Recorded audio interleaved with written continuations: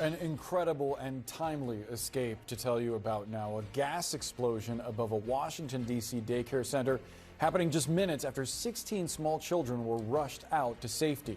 It was quick-thinking daycare staff and firefighters that managed to get the children between the ages of 2 and 4 in their coats and out the door.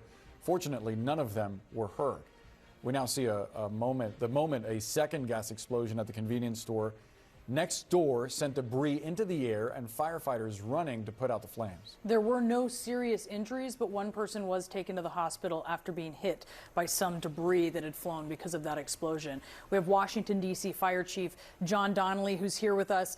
Chief, if you look closely in this video, we can see the aftermath of that first explosion above the daycare. Just take us through what happened here and how they got all those kids out so quickly. So the fire department was dispatched for an outside gas leak. That's a pretty normal call for us. The units arrived on the scene. They stopped short because you don't want to drive in front of a gas leak. And when they got there, they realized there was a big problem. They called the gas company and they started evacuating the buildings around them. But when they got to the daycare staff was already putting the coats and blankets on the kids 2.5 months to 4 years old. So they encouraged them to hurry up. They got them out of the building, and then a few minutes later, that's what the first explosion happened. Among the things that went well here, that went right, was the fact that the daycare center and its employees had a plan, right? Oh, absolutely. The emergency planning in school facilities, daycares, libraries, any of these buildings, no matter where you live, you should have a plan to get out. It's one of the things we teach in fire prevention starting in elementary school. So how did they get word initially that there had been a leak? So they smelled it. It was the building next door. They could smell it. It was pretty bad. You could probably hear it.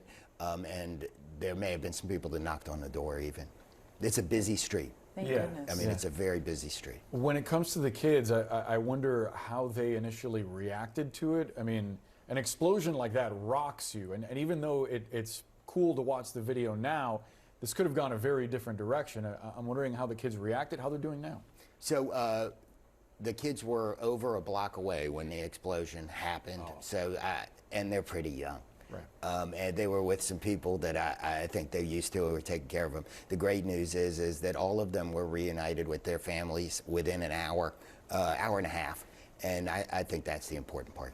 So let's take this bigger picture here, because I think we can all learn something from this, yep. Right? The importance of calling in a gas leak, of taking it seriously. What do we need to keep in mind? So there's a couple things. Gas has a distinct odor. It's something they put in, a chemical called mercaptan, and it gives you a distinct odor. If you smell what you know to be natural gas, or you think you do, you should always call 911 and notify the gas company. You should get away from it as well. That's the most important part. The second important lesson is have a plan.